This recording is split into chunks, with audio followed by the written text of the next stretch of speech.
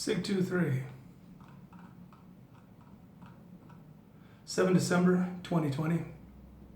This is the low intensity conflict INSUM from FortObserver.com.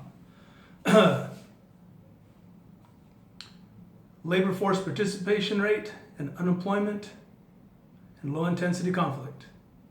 Continuing from the economic warning section, which I'm going to post in a different video,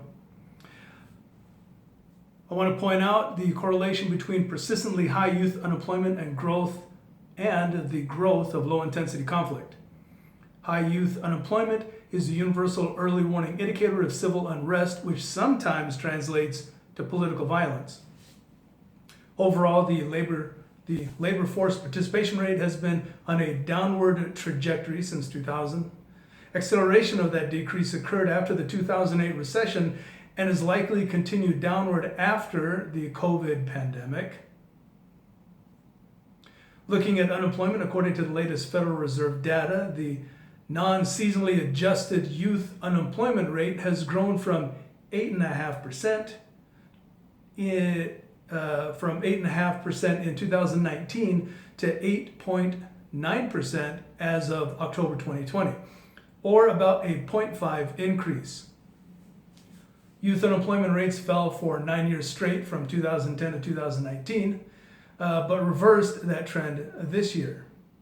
If current expectations are accurate, then youth unemployment rate is likely to continue rising due to a slowdown of growth in the labor market, persistent joblessness, and rising numbers of permanent job losses.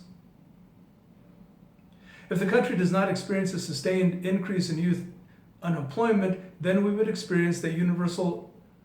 If the country does experience a sustained increase in youth unemployment, then we would experience the universal early warning indicator that historically precedes spikes in civil unrest. Now, anti-fascists attempt to block lodging for Trump supporters. Anti-fascists are attempting to prevent Trump supporters from obtaining lodging for the upcoming March for Trump in Washington, D.C., which is December 12th. Leftist groups are sharing contact information for area hotels as well as call scripts for activists to demand that hotels refuse service to anyone not wearing a mask and require negative test results prior to entry. Activists are also demanding that these hotel chains publicly denounce white supremacy and the Proud Boys. How freaking typical. Hey, yeah, they don't disappoint. Observers note, anti-fascists are attempting to avoid a repeat of the Million MAGA March in November, where left-wing activists were confronted by large groups of Proud Boys and other Trump supporters. So, leftists call for establishment of a counter-state. A far-left chat room participant posted a guide to establishing an autonomous state entitled Autonomy, Freedom, Solidarity. In the guide, leftists called for mass disruptions and a popular uprising in order to gain momentum towards social revolution. Nothing changes for these people. Nothing has since about 1917. According to the authors, in order to be ultimately successful, the far left must establish a counter-state to alternative institutions and resources to directly challenge the legitimacy of the state. Observers note, the far left's long-term goal is to build a successful social revolution in America. They seek to gradually challenge and replace the government starting at the local level. Armed defense groups, riots, and a wide scope of propaganda efforts are all aimed at undermining the government's legitimacy. Mutual aid programs can currently undermine the government's support and relationship with local populations. Armed leftists post a guide on firearms. The Indigenous Anarchist Federation published a 7th volume on firearms in its Skills for Revolutionary Survival series. The new guide focuses on defensive handguns and precision rifles, which they recommend acquiring after a dedicated fighting rifle and firearms for hunting. They highlight the use of designated marksman rifles and precision rifles to boost small unit fighting capabilities. Observers note, armed leftist groups have grown considerably under the Trump administration, but lack the size and capabilities required to challenge the right in armed conflict. We bring that point up because armed leftists have previously discussed that topic in detail.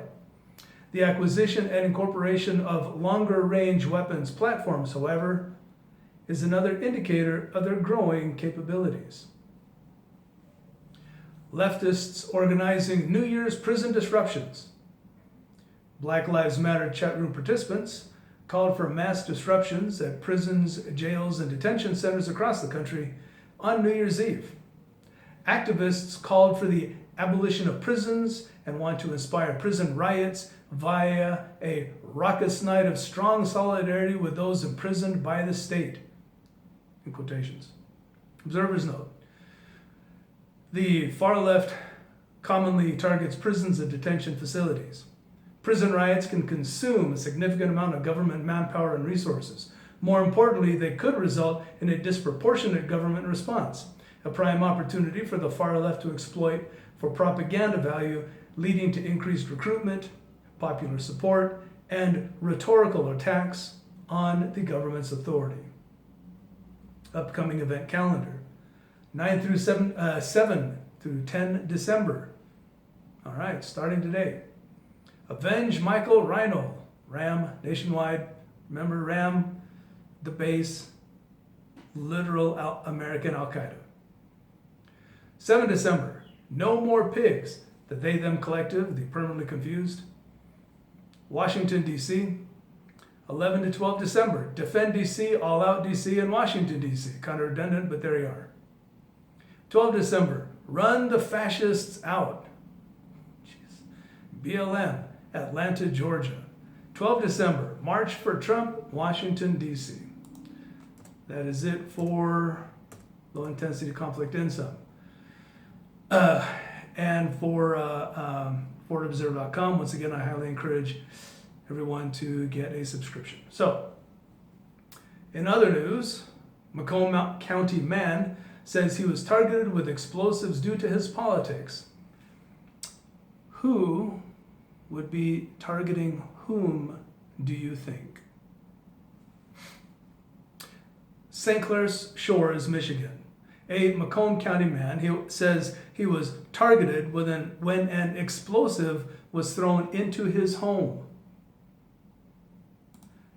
That's right. His home was bombed.